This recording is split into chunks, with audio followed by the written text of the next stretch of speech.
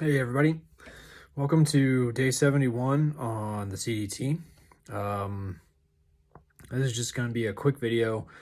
I mentioned in yesterday's video that I was going to take a zero and I was going to investigate whether or not CDT hikers could hike through Rocky Mountain National Park. And so this morning I picked up my resupply at the post office.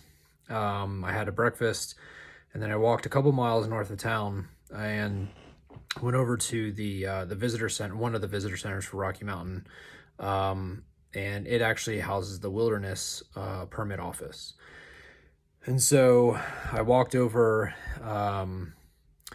and spoke with the ranger there. I think Jolene may have been her name, or Carolyn. I'm forgetting her name. I think it was Jolene or Jolyn. And I should have wrote that down. She was very nice. I explained, hey, CDT hikers are getting a bunch of information that's conflicting. We're told that the CDT is closed in the park entirely. We're told that only part of it's closed. We're told that people are getting escorted out and blah, blah, blah. So I ran into a through hiker at breakfast who said that 3 other hikers received a permit to hike through the apparently closed portion of the CDT in the park. And there was 2 stipulations. 1, they had to have a permit, and 2, they had to be carrying a bear canister.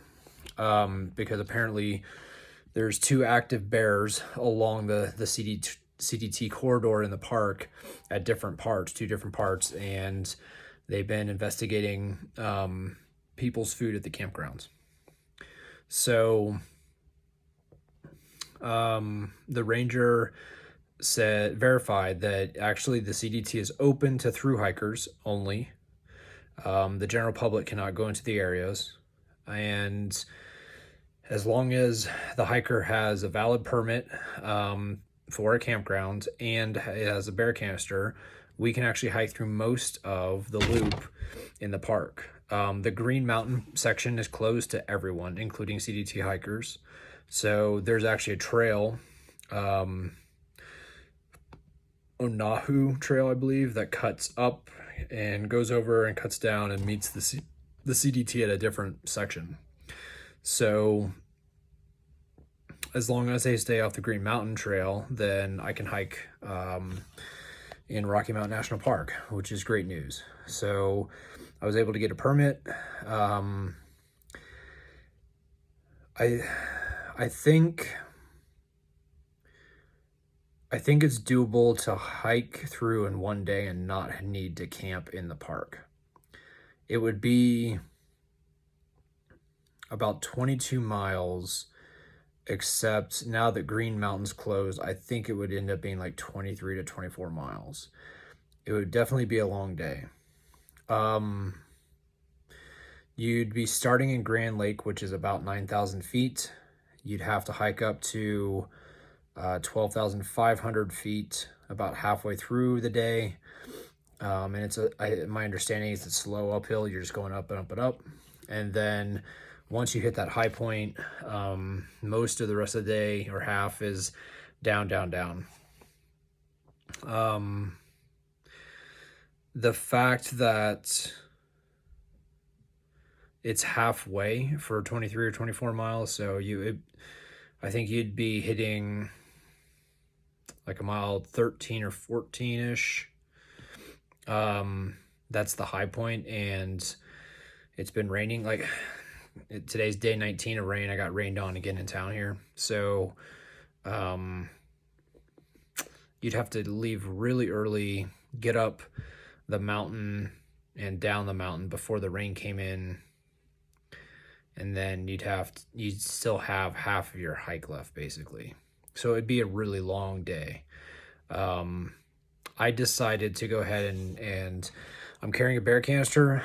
So I decided to go ahead and stay in a campground or a campsite in the backcountry. I was able to get a permit, so I have permission tomorrow to go into Rocky Mountain, hike the closed section, up and over the mountain, and then I camp a few miles after the mountain, and then I'll finish Rocky Mountain on Saturday, leave the park, and continue on to Steamboat. So that's the update. I do get to hike in Rocky Mountain, which is good news. Yay. The area where I'm camping actually requires waste bags. So the PSA I gave a few 2 weeks ago, talking about, hey, we can't bury our toilet paper, it's not decomposing, and we can't just put it underneath rocks, it's not decomposing. This area in Rocky Mountain requires a full-on waste bag. So you actually poop in the bag, you carry it with you until you get to the edge of the park and deposit it in the trash can. They don't allow cat holes, so no burying your poop. So it's not just the toilet paper, it's also excuse me, it's also the poop that I have to carry out. One of you fine folks, Christy, who's been watching the videos, sent me a link. There's actually an article by, I think it's an online journal or magazine, and they're actually talking about that very thing of, hey, cat holes may not be working. So in the description of the video, I'll put the link to that article. I haven't had a chance to read it because today I've been running around. I got in yesterday around 6 and just started putting calories in my body, and went over to the store and went out and grabbed some dinner, that kind of stuff, took a shower. And then this morning I ran around to pick up my resupply, go get my permit for Rocky Mountain, eat breakfast, eat lunch, eat some ice cream, eat to get some town calories in me. And then once I got back and I knew I was going to Rocky Mountain, I had to plan out my days, which I calculated, and how much food I'm going to need before Steamboat and how many miles it is, which I think it's like 93 miles, which includes Rocky Mountain, to Steamboat. So I had to calculate that, lay out my food, see what I needed or had, and all that fun stuff. And then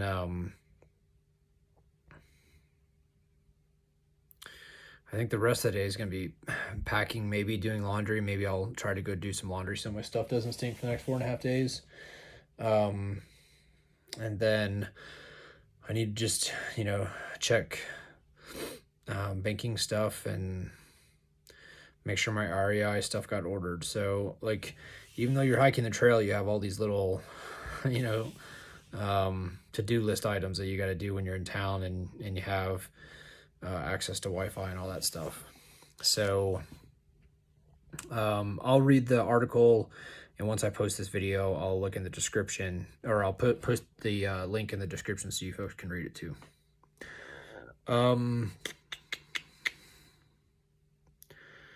I think, oh, I'm sorry, I kind of flashed this waste bag. The company is Restop 2. It's a disposable toilet, so it's made not just for hiking and camping, but like they advertise it for, truckers and hunting and fishing folks, people who are boating. So like you're not hanging your butt over the side of the boat. Disaster relief or preparedness. So you have bags if you're in a natural disaster. It's good to have some of these in your natural disaster kit. And then trips that may not have restroom facilities.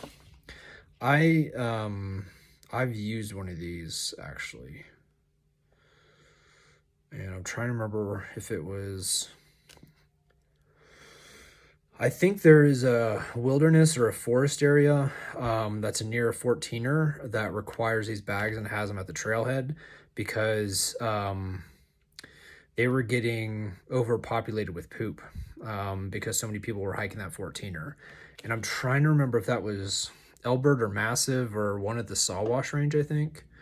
I did not pass by that trailhead when I hiked through the Sawwash, but I think, I'm pretty sure that one of the trailheads has a box of these because they were so concerned about the area getting basically over pooped. So anyway, they're pretty handy. If you want to put some in your disaster preparedness kit, Restop 2, it's called Disposable Toilet to Go. I think that's it for this video. I'm excited that I get to hike in Rocky Mountain. The fact that you just need a permit and a bear canister, that's what you need any year. It doesn't matter if the trail itself is closed because, you know, they're cleaning up from a fire, or if everything's hunky-dory. Like, I think essentially what has happened, and the reason why there's so much rumor and scuttlebutt, a lot of it incorrect, is the thru hikers don't want to pay the $36 for the backcountry permit. That's a guess. It's just a guess. And so I think what hikers are trying to do is they're trying to, I think they're trying to do probably 2 or 3 things. One, they're trying to hike the closed portion, the Green Mountain portion, and that's where they're getting escorted out. That is closed to everyone, and like the ranger told me today, you have to hike up to Onahu, I think it's Onahu Creek. You cannot do Green Mountain. Like she said that even though you're going to pass through signs that say close, close, close, that's not going to apply to you because you're on the CDT, except Green Mountain, that applies to you. And so I think hikers are taking what is known as the orange line. So there's 2 lines. There's the CDT proper that does a big horseshoe in Rocky Mountain and then dumps down into Green Mountain to exit. And then I think there's another line. It's called in our maps, all the lines have different colors. The red line is the CDT proper, and then all these alternates might have different colored lines. So they may be green or blue or purple or orange or whatever it is. So on our maps, the orange line is not the huge horseshoe. It actually cuts right through and goes up to Green Mountain and then exits the park. That orange line is closed because it's part of the Green Mountain Loop, and the Green Mountain Loop is closed to everyone. So I think hikers are hiking the CDT proper, the red line, all the way over to the Green Mountain portion and then getting hit by rangers, not hit, you know, literally just, they're like, hey, you're not supposed to be here. Or they're doing the orange line and then they're getting hit. Or the third is they're trying to camp. They're taking the red line, the CDT proper. They're trying to camp without a permit, and they're getting hit by the rangers for not having a backcountry permit and not carrying a bear canister. So I think the combination of paying $36 for getting a permit and carrying a bear canister, I think that's what they're getting hit for, because in order to pay the $36, that means there has to be a space available. So like I got lucky because almost everything was full because tomorrow's a Friday. But this one campsite that's way out in the back country on the CDT loop, it only has 2 campsites. It requires the waste bag, it requires a bear canister, and the ranger, when I came in, was filling out a report from campers that were at that site 2 nights ago, and a bear came in and started messing with their bear canister. So that's probably why this site is available. Don't worry, Mom, you're going to get my spot satellite every night, so you'll know I'll be okay. So you don't have to worry that I just spilled the beans that I'm going to a campsite where there is known bear activity. So I think hikers may be contacting the wilderness office. They're told that there are no spots available because it is the summer and Rocky Mountain's a very popular park, and they're basically told, hey, there's no campsites available. You can't go in, and they're going in anyway, and they're going in without bear canisters because they don't want to carry the extra weight. And they're trying to camp, and they're getting hit. So those are the 3 things that I think are happening, where they're taking the red line and then getting to Green Mountain and said, you can't come here. They're taking the orange line, which is right through Green Mountain, which is closed, and they're being escorted out. Or they're trying to stealth camp in a national park without a bear canister and a permit, and they're getting hit. So that's my guess why the scuttlebutt is Rocky Mountain's closed. It's not true. Rocky Mountain's open. I got a permit. I got a bear canister. I get to go. Yay! So, anywhoozy, I was gonna end the video, I think like 5 minutes ago, and then I went on that little tangent, so I'll stop. I hope everyone's doing well. I hope you all have a nice weekend. I will try to post some videos tonight. If not, it'll have to be in Steamboat in about 4 to 5 days.